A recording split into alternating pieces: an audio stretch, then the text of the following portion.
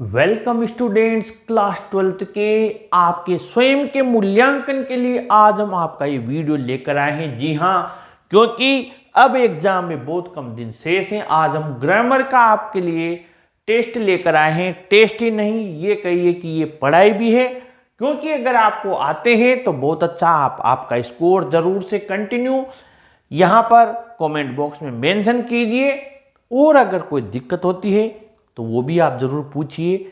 इस वीडियो के माध्यम से हमारा एक ही प्रयास है कि आपको अब भी अगर ये नहीं आते हैं तो अब भी समझ लीजिए, अब भी वक्त है, क्योंकि आप इतने सारे अंकों को खोकर नहीं आ सकते हैं और ग्रामर पढ़ने के लिए काफी दिनों की जरूरत होती है। लेकिन अगर हम इन टेस्ट को देंगे तो इनमें कई सारी ट्रिक्स आपको मिलेंगी। हो सकता है उन्हीं में से आपका क्वेश्चन आए और आपको वो अंक मिल जाए। आइए स्टार्ट करते हैं। पहला क्वेश्चन है आपके यहां पर दिया हुआ है, और ये है आपको बेयरली वेन यहां पर ब्रैकेट में दिया हुआ है। ठीक है, अब आपको क्या करना है, क्लोजेज की तरह इसको आपको क्लोजेज का ही है ये, और इसको आपको फिल करना है, या सॉरी इसको आपको क्या करना है, कंबाइन करना है। He had sat down he felt pain, barely when से। और सेकंड वाला भी क्लोजेज का, ये people like the book it educates and entertains. तो पहले आप पहला वाला कीजिए, फिर मैं आपको कुछ सेकंड्स बाद में आंसर बता दूंगा। आप भले ही पेन कॉपी है तो बहुत अच्छा, क्योंकि वो आप टेस्ट में साथ लेकर बैठिए। आपका मूल्यांकन होगा, चेक होगा, क्योंकि डायरेक्ट पेपर में चेक होगा और गलत हो गया तो फिर आपको पता नहीं लगेगा, यहां पर पता लग जाएगा।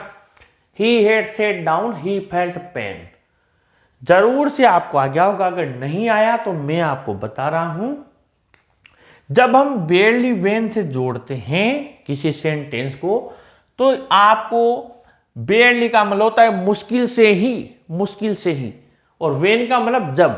तो ही हैड बेयरली सेट, वो मुश्किल से ही बैठा होगा, ये बेयरली यहां आ जाएगा, और ये जो फुल स्टॉप है दोनों के बीच में यहां वेन आ जाएगा। तो आपका आंसर क्या बन जाएगा, ही हैड बेयरली सेट डाउन, वो मुश्किल से ही नीचे बैठा होगा, when he felt pain, जब उसे फिर पेन यानी दर्द महसूस हुआ। तो ये आपका पहले का आंसर कंप्लीट हुआ। एरो लगाकर इसलिए लिखा है क्योंकि आपको पता रहे कि बेयरली हेड के बाद लगाया और दोनों क्लोजेज के बीच में हमने वेन लगाया। Number 2, people like the book it educates and entertains. आपका आंसर आ जाना चाहिए कुछ सेकेंड्स में। People like the book it educates and entertains. जी हाँ, आपको आंसर जरूर बनाना होगा, क्योंकि यहां बनाओगे या नहीं बनाओगे, लेकिन पेपर में लिखना होगा। नहीं लिख के आओगे तो इसके मार्क्स आपके नहीं आएंगे, ये पक्का है। ये बहुत सिंपल है, और जो कंटिन्यू शुरुआत से ही अपने चैनल से पढ़ रहे हैं उन्हें जरूर आ गया होगा, क्योंकि मैंने शुरुआत में ग्रामर पढ़ाई थी बहुत शानदार तरीके से। अगर नहीं आया है तो अब देख लीजिए, पीपल लाइक द बुक यहां पर दे दिया संज्ञा, और ये इट क्या है, इसका सर्वनाम। मैं आपको बार बार समझाता हूं कि संज्ञा जब लास्ट में हो, सर्वनाम पास ही हो, यानी प्रोनाउन पास ही हो, तो इस प्रोनाउन को हटा देते हैं और उसकी जगह जो ब्रैकेट में दिया हुआ होता है उसको लगा देते हैं, यानी कि ये इट यहां से हम उड़ा देंगे, और इतना सिंपल है कि ये विच लगा देंगे। ये देखिए, people like the book which educates and entertains, it हटेगा, विच आ जाएगा। ठीक है, मैंने शानदार, आप चाहे तो closes trick by English Guru Mahesh Sharma search कर सकते हैं, बहुत शानदार बना रखा है। Number 3, turn to the left you will reach the school, use participles. ये आ गए आपके सिंथेसिस। सिंथेसिस में ब्रैकेट में अब ये पैटर्न दे दिया है इन्होंने, नया चेंज कर दिया पैटर्न। पहले तो क्या करते थे, इसे ब्रैकेट में देते थे, वो सिंपल होता था। अब ये कुछ नहीं देंगे, बस लिखेंगे पार्टिसिपल से बनाओ, इन्फिनिटिव से बनाओ, कॉम्प्लेक्स में बदलो, कंपाउंड में बदलो। ये पैटर्न ठप हो गया ये सिंथेसिस का। अब तो आप लोगों को क्या करना है, जब ऐसे दे देगा वो पार्टिसिपल, पहले बात तो ये पता होना चाहिए कि पार्टिसिपल होता क्या है। अगर पार्टिसिपल ही पता नहीं है तो फिर तो हम बना नहीं सकते। पार्टिसिपल का मतलब होता है वर्ब की फर्स्ट फॉर्म प्लस आईएनजी। ठीक है, ये बहुत सिंपल है, मैंने सब पढ़ा रखे हैं। आप चाहे तो synthesis by English Guru Mahesh Sharma search कर सकते हैं, ट्रिक भी वहां पर मिल जाएगी। तो कुछ नहीं करना, देखिए यहां पर टर्न दिया हुआ है, इसके आईएनजी लगाना है, पार्टिसिपल यानी कि यहां पर देख लीजिए टर्न के क्या करना है, आईएनजी लगाना है, टर्निंग और टू द लेफ्ट, फिर कोमा लगा दीजिए, you will reach the school, खत्म। बस पार्टिसिपल का मतलब क्या होता है, आईएनजी फॉर्म। हमने क्या किया, टर्न के आईएनजी लगा दिया और कुछ चेंज नहीं किया, यहां कोमा लगा दी दो के बीच में, टर्निंग टू द लेफ्ट। आप एक बार अगर ध्यान से अपने चैनल से पढ़ते हो और जो पढ़ रहे हैं शुरू से, उनको लगता है ये काफी 15-15 दिन के कोर्स हैं ये, और आपके एक रजिस्टर बर्बाद, इतने सारे नियम है, लेकिन हमने बहुत मेहनत की हुई है, काफी मेहनत की हुई है इनके शॉर्ट ट्रिक्स पर आप लोग उनको ध्यान से पढ़ेंगे तब जाकर आपको ये मार्क्स मिलेंगे। फिर भी क्वेरीज हो तो आप कमेंट बॉक्स में लिखिए। You think him to be clever, he is not so clever, ये कॉम्प्लेक्स सेंटेंस में बदलना है। कॉम्प्लेक्स सेंटेंस अपने आप में काफी बड़ा पार्ट है, लेकिन वो जो तरीके हैं अभी मैं आपको बताऊंगा कितना सिंपल तरीका है, देखना। You think him to be clever, he is not so clever, complex में बदलना है, इतना सिंपल है, देखना। ये पहली बात है, देखिए 2 बार आ गया, ही is not so clever, A clever, ठीक है। इसका जब हम आंसर बनाएंगे ध्यान से समझना। यू थिंक, आप उसे सोचते हो कि इतना चालाक है, जबकि वो इतना चालाक नहीं है, तो सो दिया हुआ है, सो के साथ क्या आता है, सो एज यानी ही इज नॉट, इसको लिखेंगे हम, इसको उल्टा घुमा देंगे, ही इज नॉट सो क्लेवर, वो उतना चालाक नहीं है। अब सो एज का प्रयोग होगा इसमें, किसका प्रयोग होगा, सो एज का। He is not so clever as you, अब इधर से लिखने लगे इसको, ये तो कंप्लीट हो गया, पहले लिखा, अब इधर से एज लगाकर इधर से लिखने लगे, as you think him to be, बस ये क्लेवर नहीं लिखा हमने, ये क्लेवर नहीं लिखा। ही, अब हमने लगाया क्या, ध्यान से देखिए, हमने कुछ भी नहीं लगाया, केवल मात्र एज लगाया है। आप स्वयं देख लीजिए, ही is not so clever, he is not so clever, कुछ नहीं किया, एज लगाया, बाकी यू का यू लिखा, थिंक हिम टू बी, बल्कि हमने एक शब्द कम लिखा है, क्लेवर वापस नहीं लिखा। ठीक है, आगे बढ़ते हैं। ये आपके कंजंक्शंस, जो न्यू एडेड आपका टॉपिक है, जो पहले 10th में था 12th में कर दिया इन्होंने। ही ब्लैंक स्पेस के बीच में ही दिया हुआ है, his friend did not go to the garden. अब ये तो इतना सिंपल है, इनसे भी ज्यादा सबसे सिंपल टॉपिक है आज के आपके जितने 4 टॉपिक्स हैं उनमें। बस आपको कुछ नहीं करना, ये जो ब्लैंक स्पेस इसको मैच करना है। मैच करने का तरीका अभी बताता हूं मैं आपको। पहले तो इनका हिंदी अर्थ पता होना चाहिए। बोथ यानी दोनों, एंड यानी और, नाइदर यानी ना तो, और नोर यानी ना तो ना। ठीक, आइए देखते हैं, दोनों को रख के देख लेते हैं। बोथ दोनों, वह और उसके मित्र, और उसका मित्र बगीचे में नहीं गया। अब नाइदर नोर दे दे, ना तो वह ना ही उसका मित्र गया, नहीं गया। एक बात ध्यान रखना, नाइदर नोर वाला अपने आप में नेगेटिव होता है। क्या होता है? नेगेटिव, ना तो ना। तो नाइदर नोर में कभी नोट नहीं आता है, नाइदर नोर में कभी नोट नहीं आता है, क्योंकि नोट इनमें अब स्वयं के अंदर होता है। तो इसमें नोट वाला तो आ ही नहीं सकता है, तो यही खत्म हो गया। यही मामला मैटर, यही आप देखोगे नाइदर नोर दिख गया, सेंटेंस में नोट दिख गया, तो नोट वाले सेंटेंस में नाइदर नोर आ ही नहीं सकता, क्योंकि वो स्वयं ही नोट है। बचा कौन सा? ये। तो आप क्या करेंगे, यहां पर लिख देंगे both he and his friend. चलो आगे। The box was blank space heavy, blank space he could not lift it. 2 option आपके सामने है, आपका आंसर आ जाना चाहिए कुछ ही सेकंड में। The box was heavy, he could not lift it, as so that. आपका आंसर आ गया होगा, नहीं आया है तो मैंने बताया मैच करके देखते हैं। The box was as heavy, इतना हैवी था, एज उतना की वो उठा नहीं सका। एक तो यह एज यानी इतना उतना, कंपेरिजन में। सो डेट, सो डेट, सो का मतलब होता है इतना, डेट यानी की, सो यानी इतना, और डेट यानी की। The box was so heavy, इतना हेवी था कि, डेट की।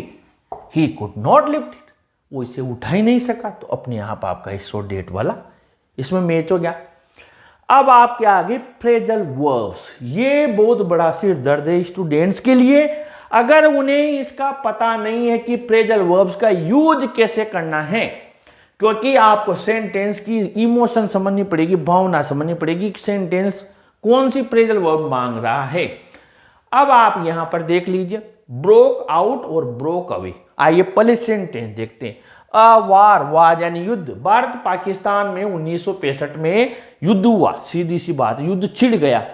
अब आप अगर मीनिंग नहीं भी जानते हैं तब भी आपको ट्रिक क्या है, किसी चीज का ब्रोक यानी वैसे तो टूटना होता है, आउट यानी बाहर आना, टूट कर कोई चीज बाहर आ गई। हालांकि एग्जैक्ट मीनिंग नहीं है, लेकिन जब हमें नहीं आता है तो हम कुछ ना कुछ गेस करके, तो यहां पर हमें सही करने हैं, हमें हमारे मार्क्स लेने हैं। और ब्रोक अवे, अवे का मतलब क्या होता है, दूर, अवे का मतलब दूर होता है। तो भारत पाकिस्तान के बीच में युद्ध दूर हुआ, ये तो हुआ नहीं बल्कि युद्ध छिड़ गया। तो अगर गेस करके भी आएंगे तब भी यहां पर क्या आएगा आपका आंसर, ब्रोक आउट। अचानक किसी बीमारी, युद्ध का फैल जाना, जैसे corona disease broke out in 2019, यानी कोरोना बीमारी अचानक ब्रोक आउट, फैल गई। ठीक है। Number 8, how will he from the tree, वह पेड़ से। अब पेड़ से, पेड़ से, पेड़ पर नहीं है, पेड़ से, पेड़ से, पेड़ से का मतलब क्या होगा, से क्या होगा, पेड़ पर तो है, पेड़ से नीचे आएगा, नीचे का मतलब क्या होता है, डाउन। तो अपने आप आपको आ जाना चाहिए गेट डाउन। जानबूझकर अपने मार्क्स मत खोइए, थोड़ा सा माइंड लगा लीजिए, गेट डाउन। नंबर 9 आप फिल कीजिए, he is very old, he enjoys good health. Although और वाइल दिया हुआ है, एक आएगा। अगर आपको पता है तो इन दोनों का अर्थ जानते होंगे, नहीं जानते हैं तो मैं बता देता हूं। ऑल्दो का मतलब होता है यद्यपि, और वाइल का मतलब होता है जब या जबकि। यहां पर मैच कीजिए, ऑल्दो लगाकर देखिए आपका आंसर ऑल्दो है या वाइल है, आपको नोट करना है, क्योंकि एंड में आपको 11 क्वेश्चन के आपके स्कोर कमेंट बॉक्स में बताने। फिर हम आपके साथ और मेहनत करेंगे, क्योंकि टारगेट 100 आउट ऑफ 100 है हमारा। He is very old, he enjoys good health. तो यहां पर आंसर क्या आएगा, आपका आंसर सोच लिया, ऑल्दो, यद्यपि। ऑल्दो क्यों आएगा, यद्यपि वह बहुत बूढ़ा है फिर भी वो अच्छी स्वास्थ्य वाला है। और वाइल यानी जब या जबकि, तो यहां पर यद्यपि आएगा, although. Get me coffee tea, 2 option दे दिए, आइदर और, टू। अब गेट मी कॉफी और टी, मैंने वही कहा, वर्ड मैच करके वहां लाकर देख लीजिए। टू का मतलब क्या होता है, इतना ज्यादा कि वह वो नहीं कर सकता, टू। और आइदर और का मतलब होता है या तो या, जैसे नाइदर नोर का मतलब होता है ना तो ना। तो आइदर और का मतलब होता है या तो या, यानी जब हम किसी को ऑप्शन दे देते हैं। तो अब आपको मैंने इतना समझा दिया, अब तो आपका आंसर आ गया होगा, अब तो आ गया होगा आपको आंसर। तो यहां क्या आएगा, जरूर आपका अब आंसर सही निकलेगा। गेट मी आइदर, आइदर या तो मुझे कॉफी लाइए या फिर चाय लेकर आइए, या तो या, 2 ऑप्शन मिल गए। अब number 11, Ram always helps, Ram हमेशा मदद करता है, blank space Shyam, blank space Mohan. 2 option आपके सामने है, वही वर्ड मैच करके देखने हैं आपको। नॉट ओनली बट आल्सो या ऑल्दो एट। सबसे पहले तो यहां पर क्लियर कर लीजिए, सेंटेंस देख लीजिए, 2 व्यक्तियों के बीच में ब्लैंक स्पेस है। ऑल्दो का मतलब अभी मैंने आपको बताया था यद्यपि, और येट का मतलब फिर भी। ऑल्दो एट का मतलब यद्यपि फिर भी। तो आइए इनको रख के देख लेते हैं पहले। राम ऑलवेज हेल्प्स यद्यपि श्याम, देखिए कैसे मैच हो रहा है। आपने आपका आंसर सोच लिया, मैं समझा रहा हूं आपका आंसर आप ऑलरेडी टिक करके रखिए, ताकि जब मैं उत्तर बताऊं तो आप कहें कि हाँ ये मेरा आंसर सही है या गलत है। राम ऑलवेज हेल्प्स, राम हमेशा मदद करता है। आप यहां पर ऑल्दो एट लगा के देखेंगे, यद्यपि श्याम फिर भी मोहन। क्या सेंटेंस सही बना, बोलने में नहीं बना, लेकिन नॉट ओनली का मतलब होता है ना केवल, बट ऑल्सो का मतलब होता है बल्कि। Ram always helps not only Shyam, न केवल श्याम की मदद करता है, बट ऑल्सो मोहन, बल्कि मोहन की भी मदद करता है। तो यहां पर कौन सा मैच हुआ हमारे, जैसे यहां ऑल्दो मैच हुआ था, यहां पर हमारे मैच हुआ नॉट ओनली, ये हमने लिखा नॉट ओनली। राम न केवल श्याम की मदद करता है बट ऑल्सो, लेकिन मोहन की भी मदद करता है, बल्कि मोहन की भी मदद करता है। तो 11 क्वेश्चन हमने आपके ये ग्रामर के बनाए। इसका स्कोर आप कमेंट बॉक्स में लिखिए। अगर आपको अब भी कोई दिक्कत आ रही है, क्योंकि एग्जाम में इनके 8 मार्क्स आपके आएंगे, क्वेश्चन पेपर में ये 8 मार्क्स के आएंगे। अगर हम ऐसे छोड़ते जाएंगे, विस्टार्स के 6 मार्क्स के एमसीक्यू छोड़ देंगे, 7-8 मार्क्स के आपके सिनोनिम्स अपोजिट ढूंढने वाले आएंगे मीनिंग्स पेसेज में से। वो कहेंगे हमें नहीं आते, इनका तो हम तुक्का लगाते हैं, ये हम छोड़ेंगे। हमारा स्कोर कहाँ से होगा? प्रश्न उत्तर हमें पूरे याद नहीं है, तो फिर ये नोट कर लीजिए प्लीज। आप लोग अब भी वक्त में यही करना चाहूँगा, मैं आपके साथ पूरी हेल्प करने को तैयार हूँ, बशर्ते आप मेहनत कीजिए, वीडियोज को पूरे देखिए, मेहनत कीजिए जितना हो सके। क्वेरीज आप लोगों की मैं इनवाइट करता हूँ, किसी प्रकार की समस्या है तो प्लीज़ लिखिए, मैं उसका भी वीडियो बना दूंगा। लेकिन आप मुझसे ज़रूर बताइए मुझे आपकी जो भी प्रॉब्लम है। वीडियो को लाइक शेयर कीजिए और अपने चैनल को भी सब्सक्राइब कीजिए। Thank you.